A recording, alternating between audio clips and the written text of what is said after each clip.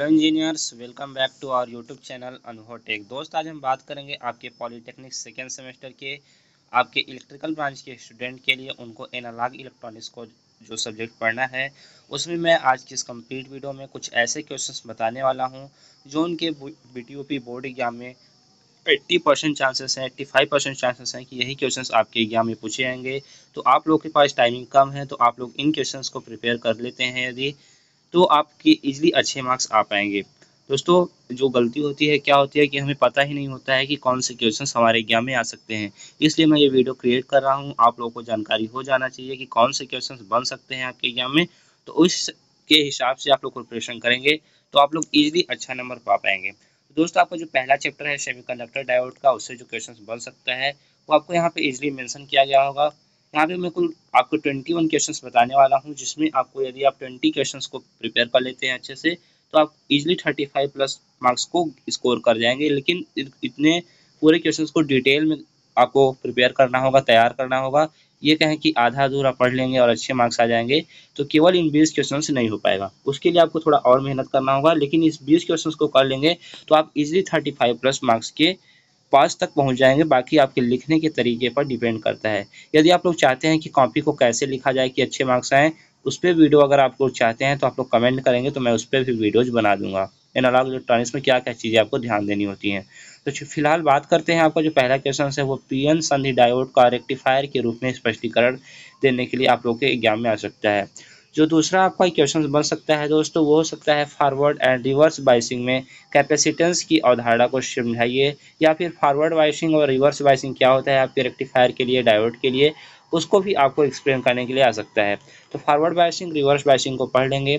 और यहाँ पे half wave rectifier, full wave rectifier का वर्किंग आ सकता है, construction, working and VI characteristics, मतलब कि जो वोल्टेज और करंट के बीच आपका ग्राफ ड्रा किया जाता है वो आपको आपके एग्जाम में देखने को मिल सकता है। और आपसे पूछा जा सकता है दोस्त कि फुल वेव ब्रिज रेक्टिफायर को विस्तार से लिखने की आ सकता है, मतलब उसका कंस्ट्रक्शन। देखिए, आपको फुल वेव ब्रिज रेक्टिफायर में कुछ नहीं करना होता है दोस्त, आपको एसी सप्लाई को आपको किससे कनेक्ट करना होता है, 4 डायोड जो ब्रिज के रूप में सम्मिलित होते हैं उसमें कनेक्टेड करना होता है। फिर आपको आउटपुट पे डीसी प्राप्त होता है, उसका वेव डायग्राम ड्रा कर देंगे, उसका कंस्ट्रक्शन, वर्किंग लिख देंगे, एप्लीकेशंस लिख देंगे। ये सारी चीज़ें कर देंगे तो 5 मार्क्स में 5 मार्क्स आपको इजीली यहाँ से मिल जाएंगे।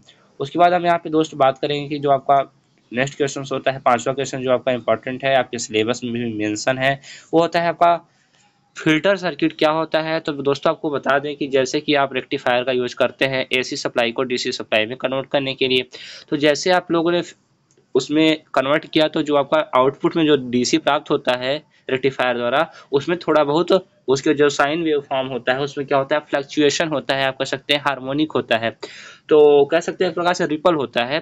तो उस रिपल को क्या करने के लिए, दूर करने के लिए कि आपका जो आउटपुट डीसी मिल रहा है वो आपको प्योर डीसी मिले, इसके लिए आप लोग क्या करते हैं, फिल्टर सर्किट का उपयोग करते हैं। इसके प्रकार भी पूछ सकता है, आपका एलसी होता है, संट फिल्टर होता है, ये सारी चीज़ें होती हैं। तो इसका सर्किट आरेख और व्याख्या करने के लिए आ सकता है।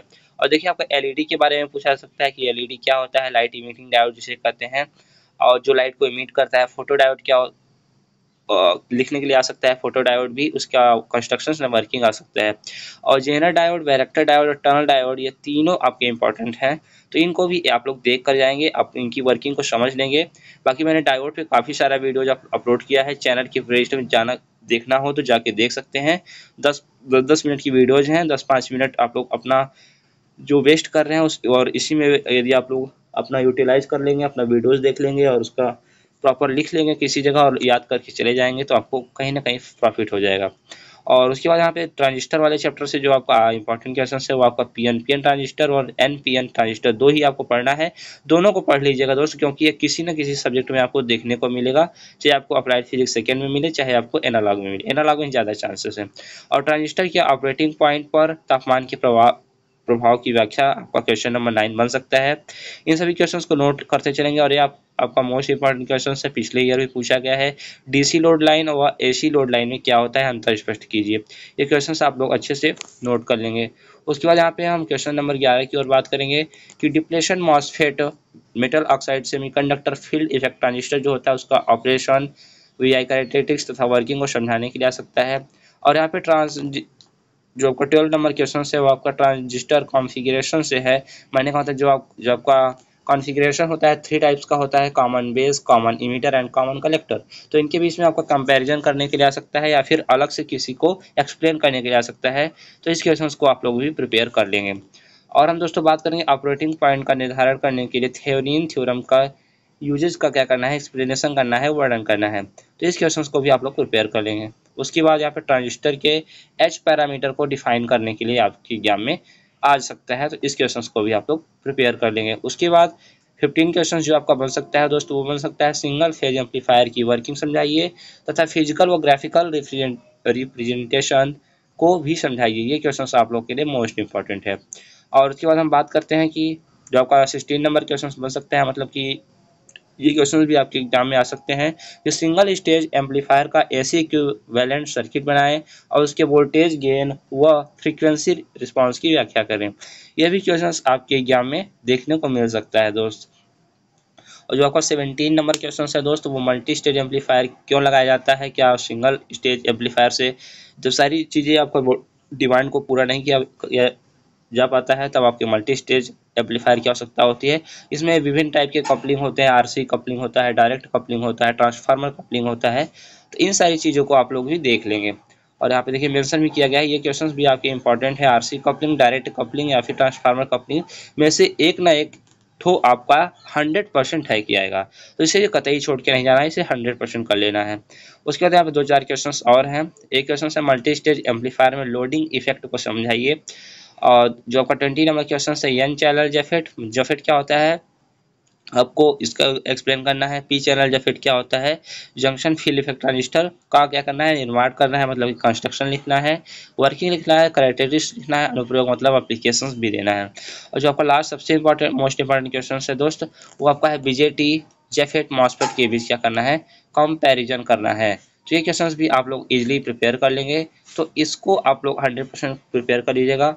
इतने क्वेश्चंस को कर लेते हैं दोस्तों, आप लोग अच्छे से अच्छा मार्क्स पा जाएंगे।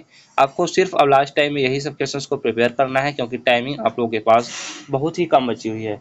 तो मिलते हैं दोस्तों नेक्स्ट वीडियो में नई जानकारी के साथ। और किसी सब्जेक्ट का इंपॉर्टेंट क्वेश्चन चाहिए तो आप लोग कमेंट में जरूर बताएंगे। Thanks for watching.